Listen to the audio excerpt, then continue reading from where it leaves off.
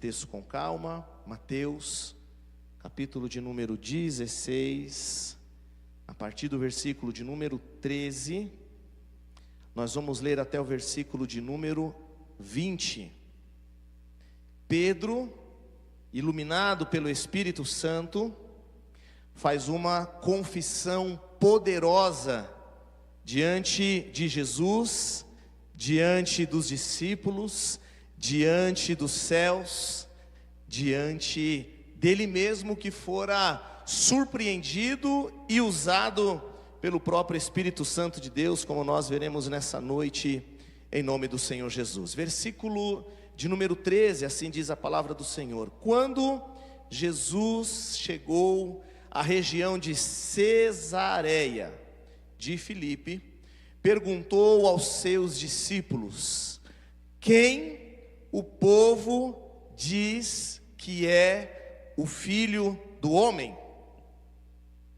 Eles responderam: alguns dizem que és João Batista, outros Elias, ainda outros Jeremias ou um dos profetas. E vocês, quem dizem quem eu sou? Perguntou. Simão Pedro respondeu: tu és o Cristo, o Filho do Deus vivo. Jesus respondeu: bem-aventurado é você, Simão, filho de Jonas, porque isto não foi revelado a você por carne ou sangue, mas por meu Pai que está nos céus. E eu digo que você é Pedro, e sobre esta pedra edificarei a minha igreja, e as portas do Hades não poderão vencê-la. Eu darei a você as chaves do reino dos céus. Tudo que você ligar na terra terá sido ligado nos céus, e o que você desligar na terra terá sido desligado nos céus. Então advertiu os seus discípulos de que não contassem a ninguém que ele era o Cristo. Queridos, Jesus e os seus discípulos, eles estão distantes a cerca de 150 quilômetros, indo para o norte em relação a Jerusalém. Eles estão um pouco distante para aquilo que nós consideramos para um evangelho e para uma evangelização e uma caminhada que predominantemente os discípulos eles faziam a pé. Cesareia de Filipe era o nome desta cidade, mas essa cidade ela já havia sido reerguida e por isso ela tinha então recebido este nome. Mas o nome, queridos, antigo dela não fora antes batizada como Cesareia de Filipe, mas antes aquele lugar era Bainã, e era uma cidade dedicada à idolatria. Cesareia de Filipe tinha sido reformada pelo filho do grande imperador romano, e ali o seu filho era então César Filipe. Por ele ter reerguido aquela cidade, esta cidade ela acabou levando o seu nome. Mas Banéas ou Panéas era esta cidade que ficava nas encostas do Monte Hermon. E o Monte Hermon é uma cadeia, é ali uma cordilheira, uma montanha, a qual, queridos, cravado naquela cripta, cravado então naquela montanha, cavada ali na rocha, havia um grande ciclo de idolatria acontecendo ali. Antes da cidade de Cesareia, e antes de ser erigido então um monumento a este César, que era vultuoso e muito alto, o qual cravado naquela cripta, ao redor então tendo uma abóboda, aqueles homens iam prestar culto ali ao imperador. Mas é naquela mesma montanha aonde havia um outro templo aos nossos olhos muito mais tenebroso do que aquele ali dedicado a César. Havia ali uma divindade que ela era adorada há muito tempo. E o nome dessa divindade era chamada de Pan.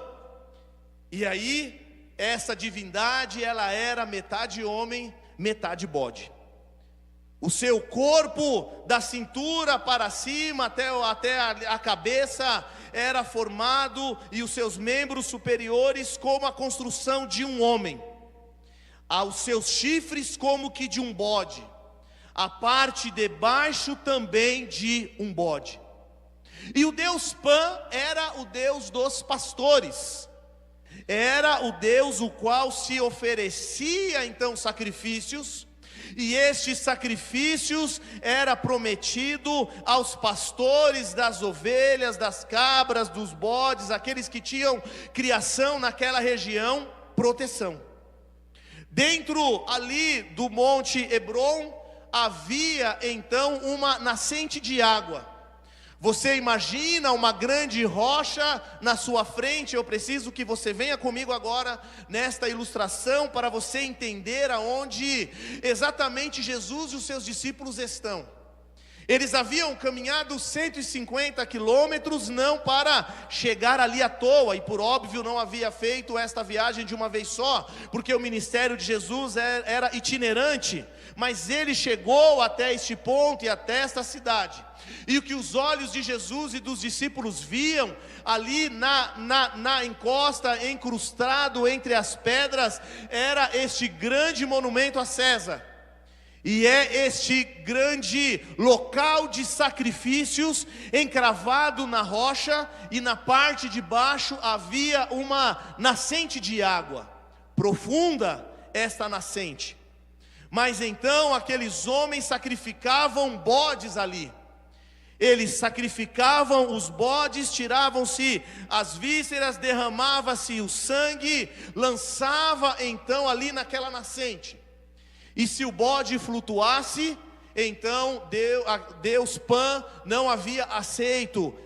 Se ele flutuasse, Deus Pan havia aceito a oferta.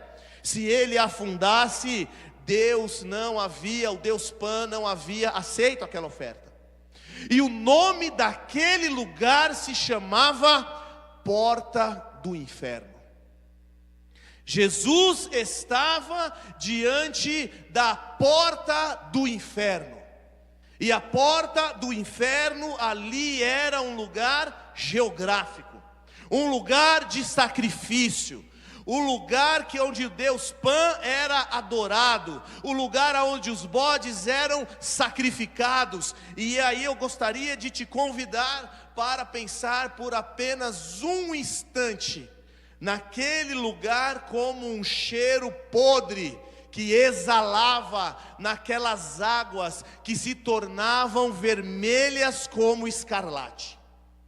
As portas do inferno estavam diante de Jesus e diante dos seus discípulos.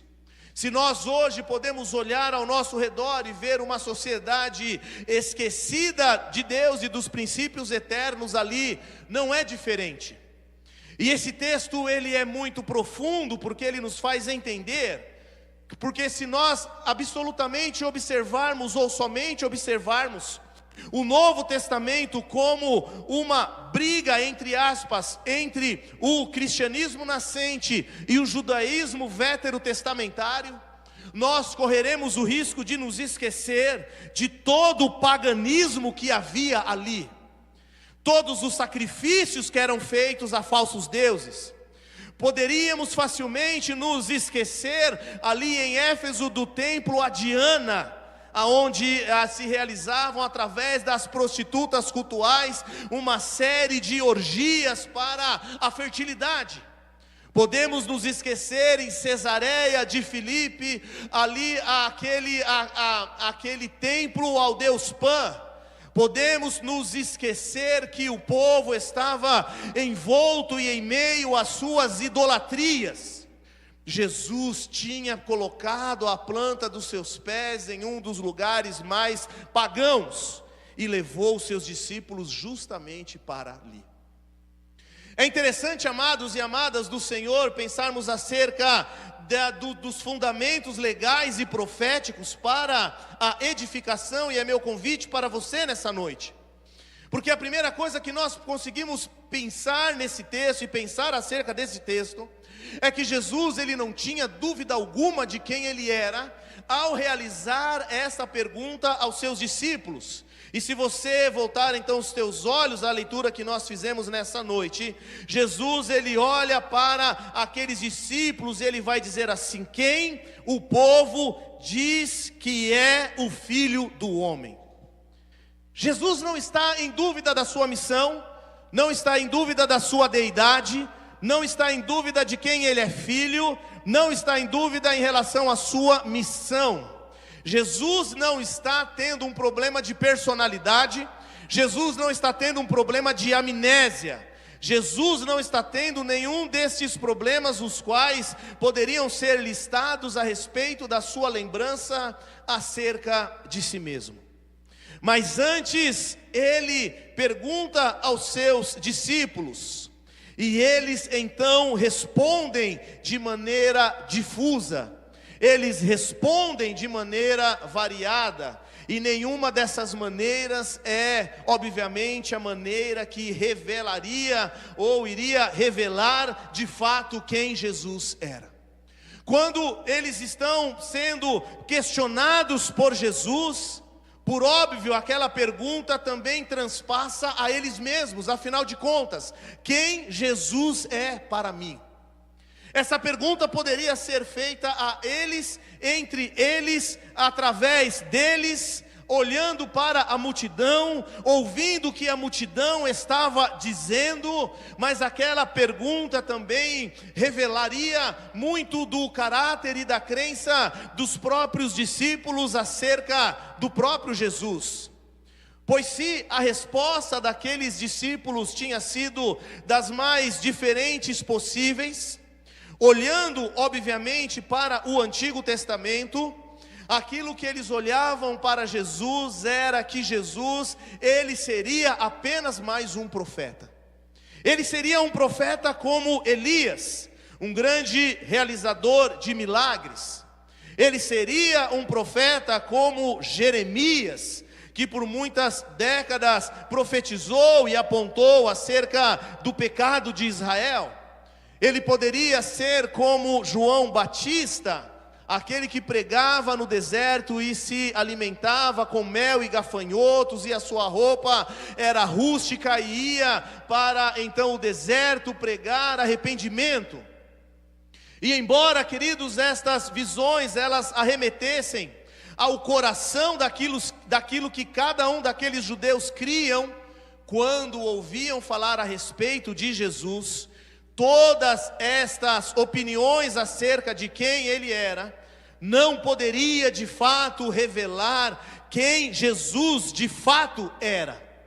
E aí, por mais que os nomes fossem célebres na lista dos profetas ou no precursor João Batista, esta pergunta ela também atravessa o peito daqueles discípulos, pois se em primeiro lugar Jesus ele está nas portas do inferno, Jesus está sentindo o fedor dos bodes sacrificados, está próximo então àquele altar erguido ao imperador.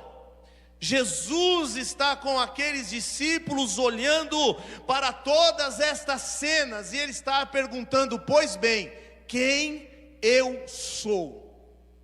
E se esta pergunta, queridos, efetivamente não mexer com os nossos brios, ela precisa efetivamente mover algo muito incômodo dentro de nós. Porque talvez a pergunta ali, e hoje você possa ter uma construção teológica, e hoje você possa ter uma construção de fé, e hoje você possa ter crescido na escola bíblica dominical, e hoje você possa ter acesso ao repertório bíblico e poder dizer de maneira assertiva. A questão aqui não é se você sabe responder, mas a questão aqui é o que de fato essa resposta significa para você. Porque para aqueles homens que o seguiam, quando viam Jesus a multiplicar pães e peixes, quando via Jesus a realizar os milagres, quando via Jesus a ressuscitar os mortos, quando via Jesus a realizar ali os seus milagres e as suas maravilhas, quando eles viam Jesus, eles o encontravam como um profeta. E aqui, queridos, está todo o problema.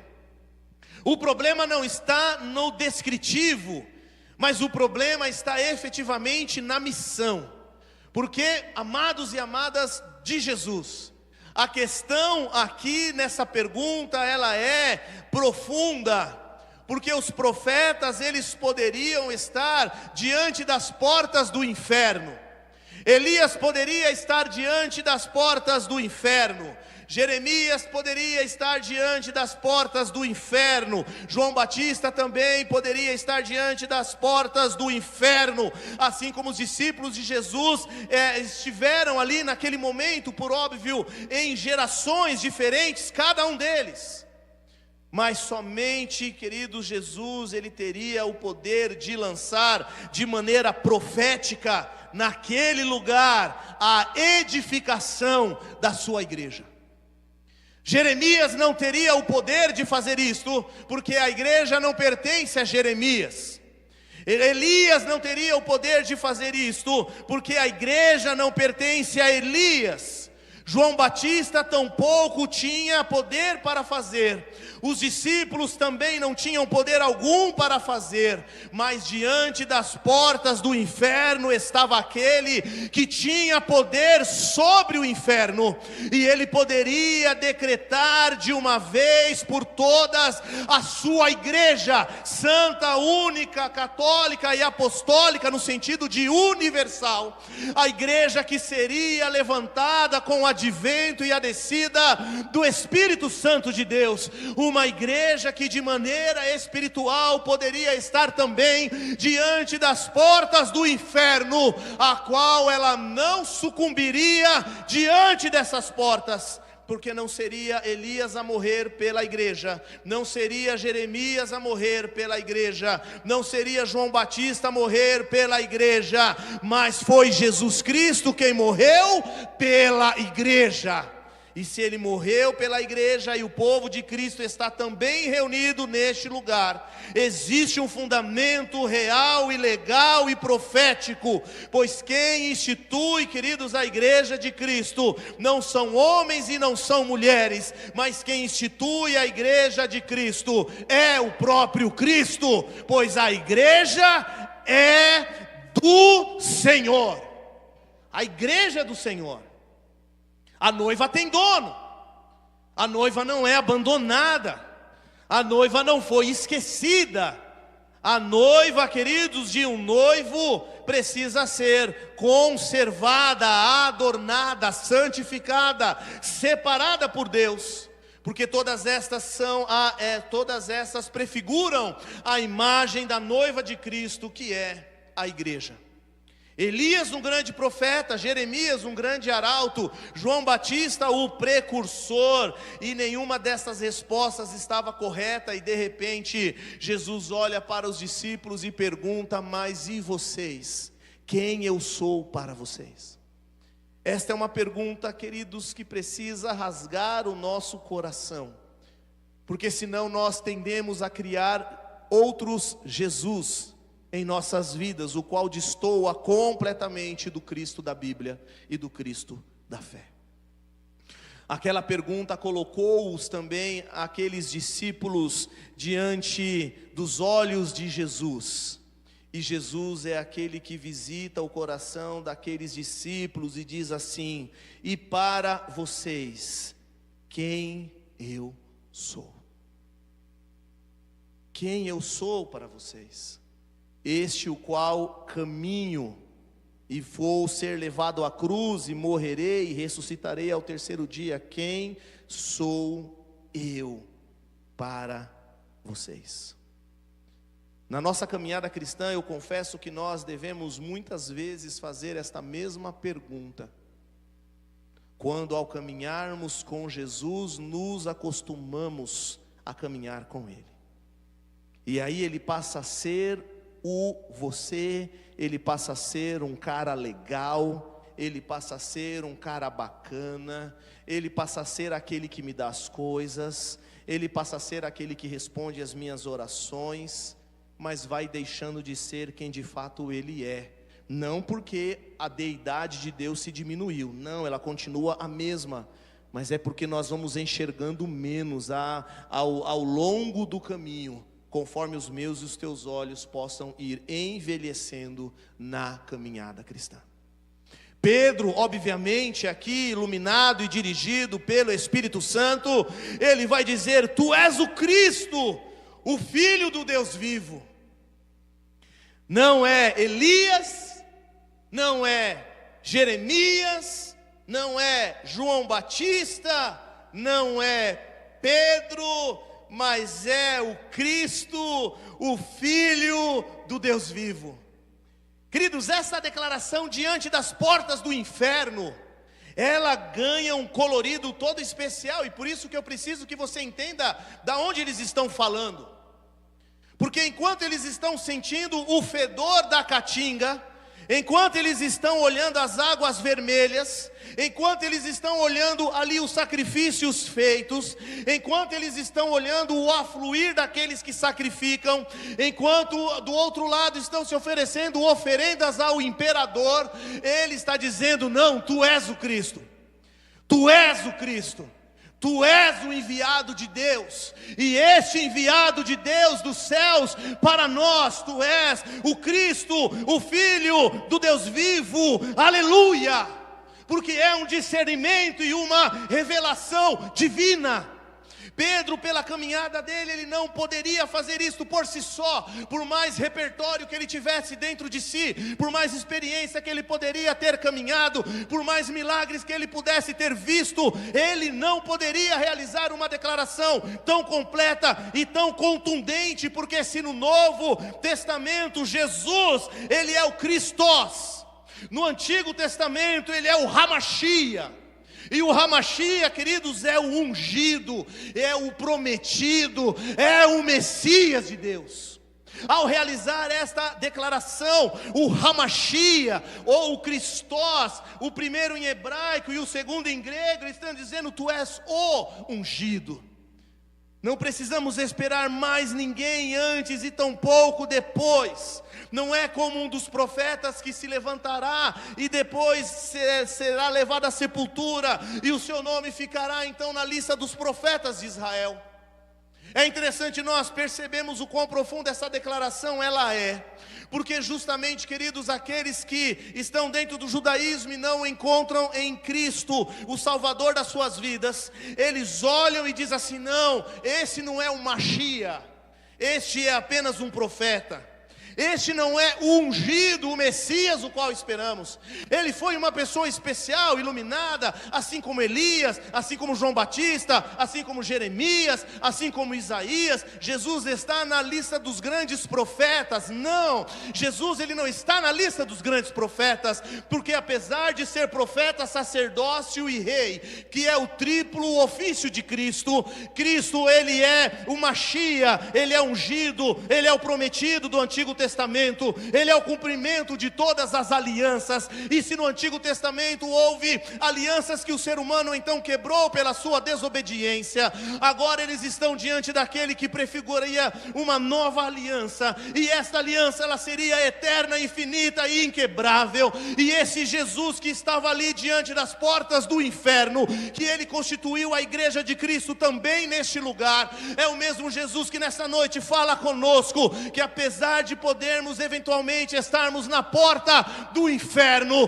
o inferno não resistirá ao poder da igreja de Cristo, em nome do Senhor Jesus. Se você entendeu, queridos, diga amém. Queridos, é diante da porta do inferno que Jesus declara quem Ele é. E sabe o que nós precisamos também nos lembrar? Que é diante das nossas dificuldades que Cristo também precisa lembrar a nós quem nós somos. É diante das nossas dificuldades que nós precisamos nos lembrar quem nós somos e quem Cristo é em nós. Talvez não tivesse a mesma contundência essa pergunta se Jesus tivesse feito dentro da sinagoga, na casa da sogra de Pedro, talvez ali de frente ao mar de Tiberíades. Talvez não teria a mesma contundência Jesus fazendo essa pergunta se eles estivessem no momento da multiplicação de pães e de peixes, mas é diante daquele clima inóspito aonde eles estão, em Cesareia de Filipe, diante de toda aquela idolatria, diante daqueles enganos de Satanás que cegavam aqueles que ali entregavam as suas oferendas, mesmo pensando que estavam entregando elas em nome do Senhor, ou em nome do Deus, no caso Pan, ou ali o Augustus. Queridos, não basta buscar, desejar fazer a coisa certa, é necessário saber fazer a coisa certa. Sabe qual é a autoridade, queridos, em terceiro lugar, para pensarmos acerca desse texto nessa noite? É que a pedra que a igreja, ela está baseada, ela não é Petra, mas ela é Petros. E aqui eu preciso da tua paciência um pouquinho para entender o que Jesus está dizendo para Pedro. Em grego, Pedro significa Petra. E Jesus está falando com Pedro. E aqui, queridos, se não compreendemos a diferença de Petra e de Pedro, podemos cair, queridos, no engano dos romanos em dizer que a pedra é Pedro, quando o texto está dizendo que a pedra é Cristo. Nesse sentido, amados do Senhor, preciso que você, abrindo a tua Bíblia, vá comigo ao versículo de número 18, onde ele diz: eu digo que você é Pedro, Petra, e sobre esta pedra, aqui não é Petra, é Petros, do grego, edificarei a minha igreja, e a porta do Hades, que é um dos nomes do inferno, não poderão vencê-las. Sabe o que Jesus está dizendo para Pedro? E aqui é interessante, Petra e Petros, que Petra é uma pequena pedra. Então, o nome de Pedro significava pequena pedra.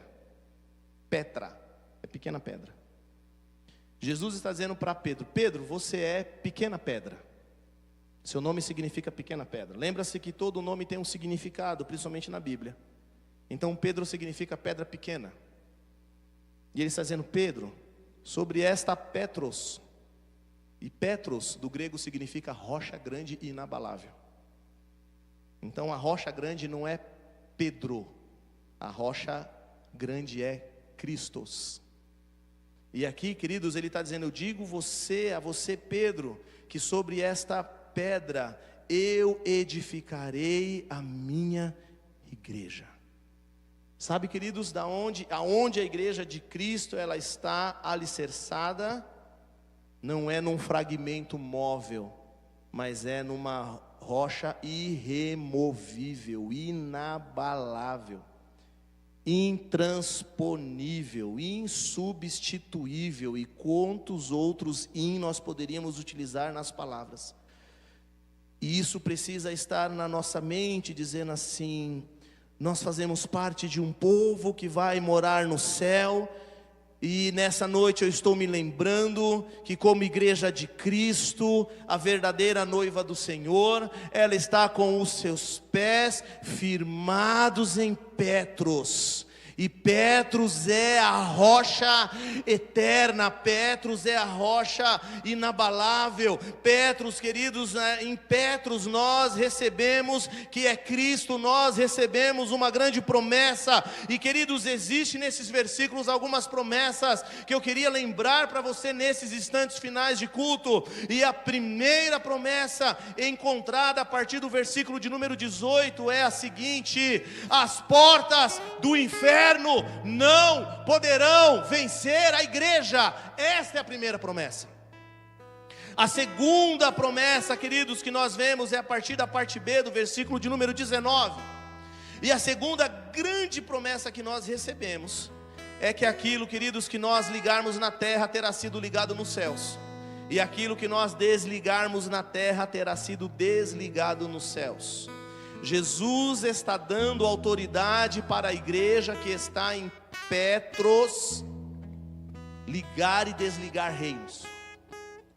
Ligar e desligar reinos significa, amados do Senhor, a concordância do povo de Deus nos princípios de Deus.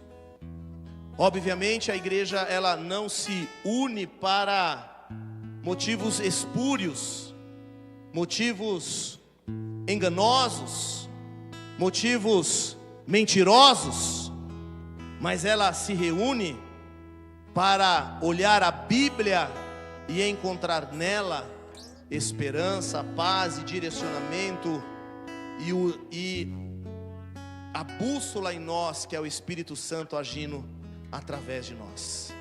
Ligar e desligar, então, é uma promessa para a vida da igreja, a igreja que não é vencida pelo Hades, a igreja que não é vencida pela idolatria, a igreja que não é vencida pela prostituição, a igreja que não é vencida pelos cultos de fertilidade, a igreja que não é vencida por nenhum inferno ou demônio que se levanta contra ela, pois a única missão, queridos, do derrotado, do nosso inimigo, do nosso adversário é tentar se levantar, mas os caminhos deles já estão traçados, porque o nosso inimigo ele sempre tentará se levantar, e ele sempre irá se levantar para cair, porque o inimigo, ele é o tentador, e como tentador ele irá nos tentar tirar-nos do eixo e do propósito que o Senhor tem para as nossas vidas.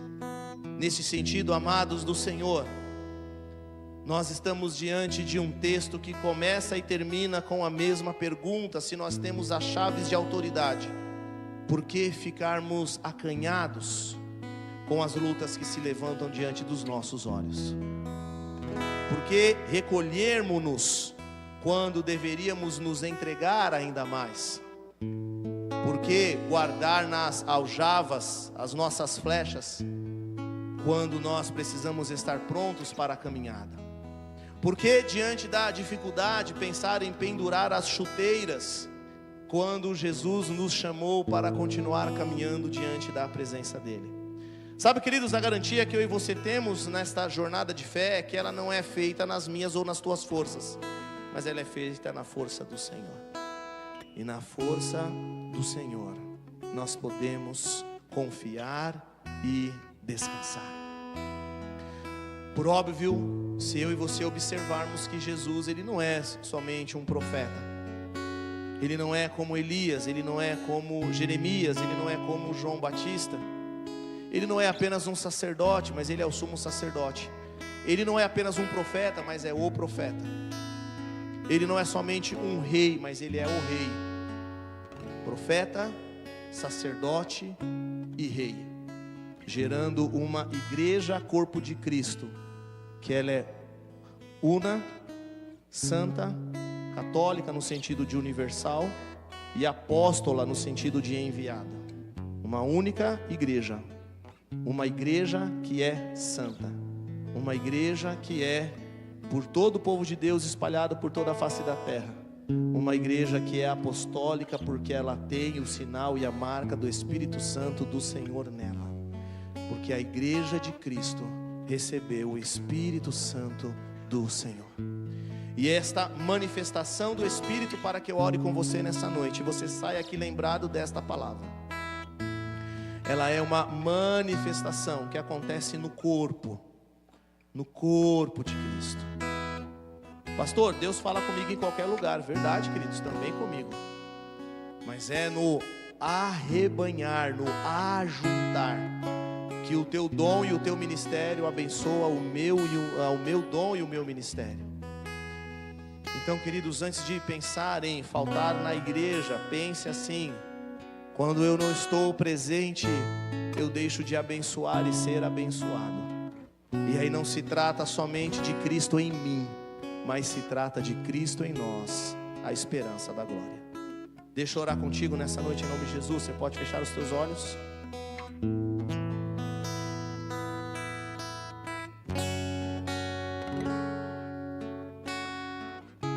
Te agradecemos, Senhor Jesus, porque a Tua graça nos sustenta a cada manhã. Podemos, ó Pai, em Ti confiar e estabelecermos a nossa fé e esperança em Ti. Precisamos, Deus, da Tua direção a cada instante das nossas vidas, e Te pedimos que o Senhor nos conserve, ó Pai, em vida, em paz e em graça. Que o Senhor possa nos ajudar a cada instante da nossa jornada. Queremos Te agradecer, Jesus, por todas estas bênçãos. Em nome do Senhor Jesus, para a glória do Teu nome. Você pode dizer amém, queridos?